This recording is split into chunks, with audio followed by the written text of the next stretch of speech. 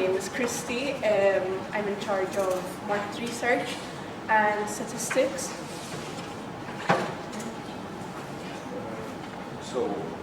Basically, we are trying to tackle the main issue, it being paralyzed people. Now, this is a common issue that we have. There's a wide scale of people that get injured yearly, and there's a really large number of people that are currently either paralyzed on one side of the body, for example, as a result of a stroke, damage to a muscle, being completely paralyzed from the neck down or the waist down. Basically, issues that have happened or that they were born with. The statistics will be explained by. So, approximately 250,000 to 500,000 people a year become paralyzed, and that is a lot of people.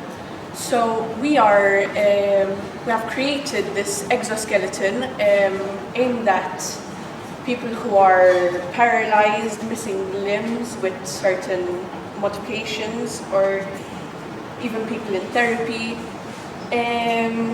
And our target market is aimed at healthcare centers who can then sell this product to the people who really need it. We really wanted to focus this product on giving people a better quality of life and making them feel more included, because if I were in their situation, I wouldn't want to be stuck in a wheelchair for the rest of my life. So this can give them an opportunity to live life in a better way. All the concepts in our product can be made within the next few years, and we have estimated a cost of 25,000 to 250,000 because there are many modifications and customizations that can be made which can change the cost. And with the money we are earning, we would put it into more research to hopefully create new pieces of technology. My name is Mikey, and for starters, I'm going to tell you what material is going to be composed of. On the outside, it will be made out of carbon fiber. Since this is a tensile material, it's quite light for its strength and toughness. On the inside, it will have a layer of latex, a memory foam, and a layer of sorbotin, which is a type of material which absorbs shocks, which according to the impulse law, the time, it increases the time, so the force that you experience will be minimal. Also, we decided on the tips to make a system of sensory receptors, so that, for example, you don't grab something to hold and then hand it over to another person, and that person will get injured, or in case you enter a fire, you don't notice. For example, some sensory receptors are of temperature, which will be designed to, for example, when you're touching something too hot and it exceeds a particular limit, it will light an LED bulb, and you will notice and you will let go of it and get the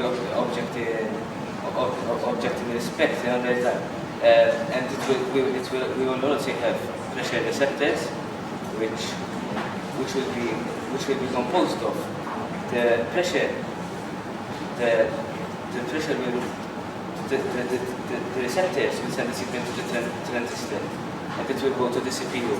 The CPU will send a voltage to the muscles of the respective organ, and you will be able to grab objects. Also, we would have a receptor which tests acidity, so you don't grab something of a level of an incorrect level of pH.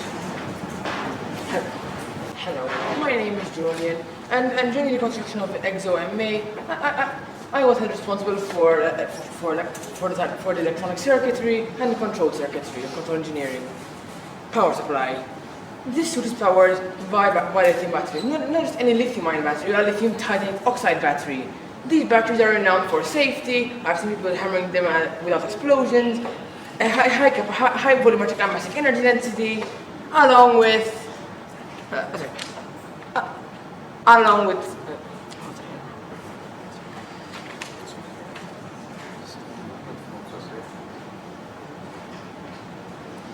these batteries are renowned for their safety, their high volumetric and massive energy densities, and their lifespan. They have very, very long lifespans, very, very high cycle lives, and of course, very, very low internal resistances, resulting in an ability to draw extremely high currents with a very low voltage drop across the battery. That's one. Next there is neurological sensing. We have a non-invasive neurological neurological helmet bound to the head. Well, that you can put on the head, and embedded with it, there is a specific purpose computer to control, with some integrated circuits to execute an algorithm to convert the signal from the brain into a PWM signal for all the motors, at least a given set of motors for a given function controlled by the brain. Then, in the back, we also have the control circuitry, the motor drivers, and the sensor controllers. Now, motor drivers. The output of the embedded computer, the specific purpose computer, goes to the driver. This driver has a bunch of IGBTs and a bunch of H bridges for each and every motor, because H bridges are a somewhat efficient way to control motors' pulse modulation and direction, which can be used to extend and retract almost every single part of the body, like I can do right now. Then, IGBTs are also important because they can withstand very, very high currents, and they also have some diodes to protect from back EMF, which can fry them, and that won't really end very nicely. Then, there is also some other protection. On the hands, there are FDRs, which are force-dependent resistors, whose resistance change with force, and I can use this in a voltage divider to I can use a voltage divider with a NOT gate to make a to limit the control transistor base in the case when force is exceeded, which is adjustable to a variable resistor within the frame for safety. Then, as Michael has also said, there are thermistors, which are heat-dependent resistors, and there are thermistors and piezo crystals everywhere. Thermistors are to alert the person inside of any heat, and piezo crystals are to detect vibrations. Because when you point somebody, you can detect as a vibration. This can be considered a vibration. So you can use a piezo crystal to trigger an alarm within the suit. Pain is a natural response to alert the person that something is wrong, and we should include that as to alert the person wearing the suit, because the suit is not cheap, and we have to care about safety and quality of the suit. The motor, of course, the piezoelectric crystal also has some diodes in series to clamp the voltage to stop me from frying my transistor in case of very, very heavy instead of high enough vibration. And of course, some resistor in series to limit the current across the base. Now, then, after the motor drivers, these go to motors all around the body for the fingers, the legs, and so everything representing a muscle. Motors are connected to an actuator or a gearbox with a piston. And an actuator is a device which can extend and retract, in other words, it converts rotary motion to linear motion, which can be used to simulate a muscle somewhat as well. Now I shall let Kyle continue with the mechanical parts. So I'm Kyle. I am in charge of the design and engineering of various parts of the suit, mainly the joints on the top half, bottom half, and also the spinal area. So, as you can see here, I have the first the second design of the hand that I've ever made. So here, it's first of all, it's a three-fingered hand, since it was proven by a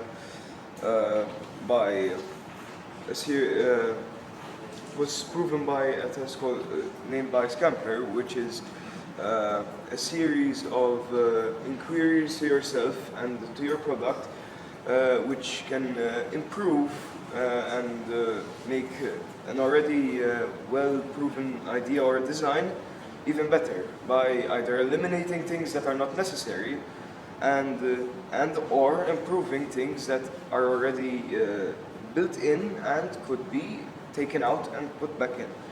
Now, a key part of this suit is that it is highly modular and can be modified at any time.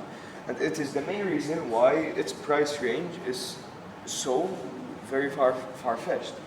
Since it ranges from around the minimum of 25,000 to 250,000, is that it can either be a single part of the suit, it being, for example, a hand or a joint, a knee, basically any exterior replacement, or maybe the whole body that can help a person paralyzed from the neck down, but with all parts intact.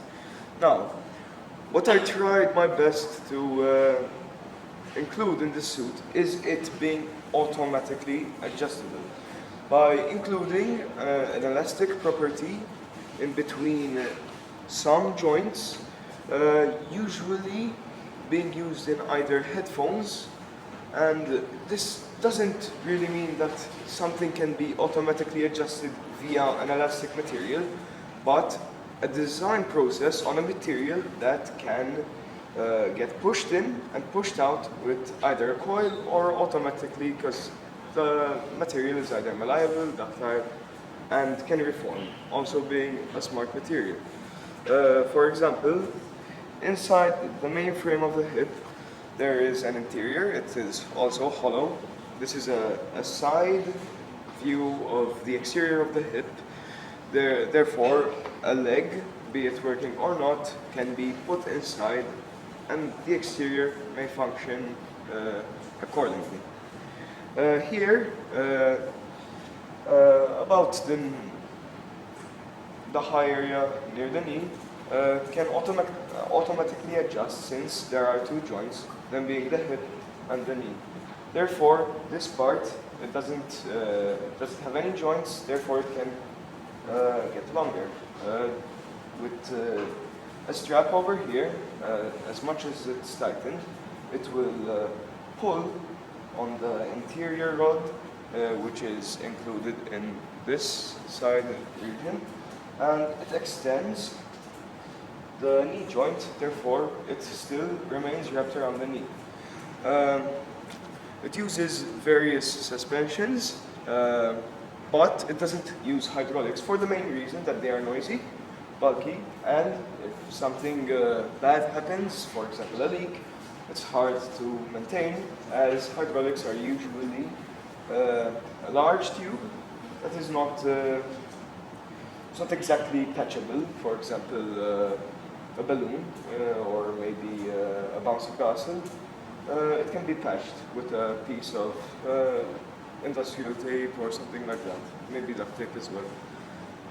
Hydraulics, they can't exactly be patched up.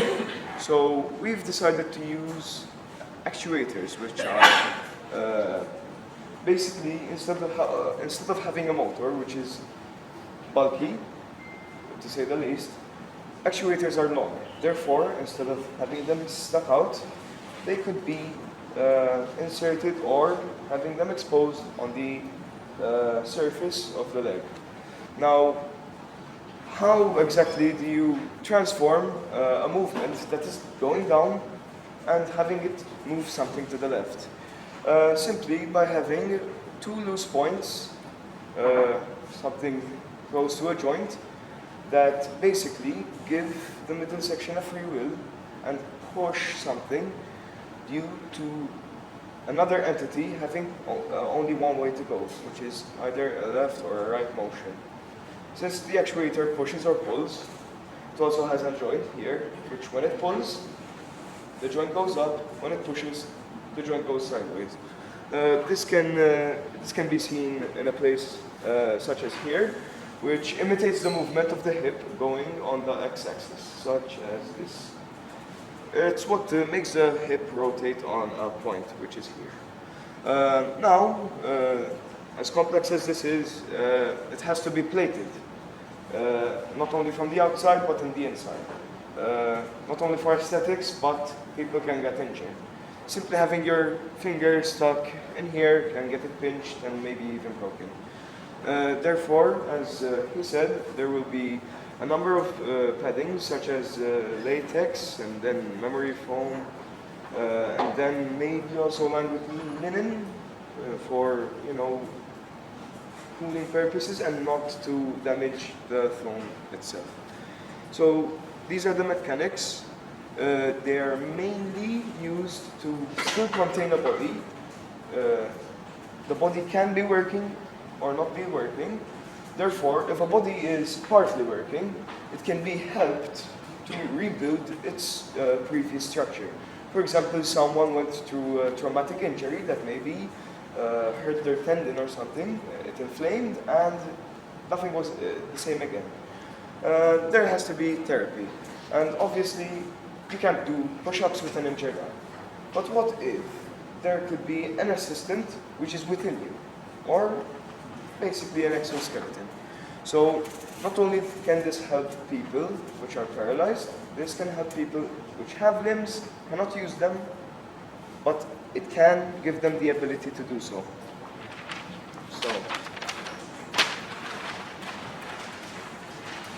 This is what a person would look like upon the torso. It is based on a Roman plated armor, where it gives you certain limited movement, where your body can still turn, but it's still limited. You can't keep turning, but there is some movement which can enable you to look down to a reasonable amount. Nothing's too superhuman about this thing. It's mainly for therapeutical reasons, either related to back pain, it being paralyzed and not having any support, and so on. This is what the design I've showed you before would look like when it's on the hip, obviously with its extension to the knee. And I would like to conclude the engineering side of everything by stating that, again, each part is modular. Therefore, as you've seen over here, there was an extended piece right here that can be connected by 3 points with either bolts, screws, nuts, any connection way that is possible. For example, we can open a website and we can show any variable part or section of the body with its price underneath. And that is where I'm going to stop the engineering side and go back to there. So we really believe that this could potentially change people's lives, and overall help many different types of people. This was the Exo.M.A. I hope you enjoyed our presentation.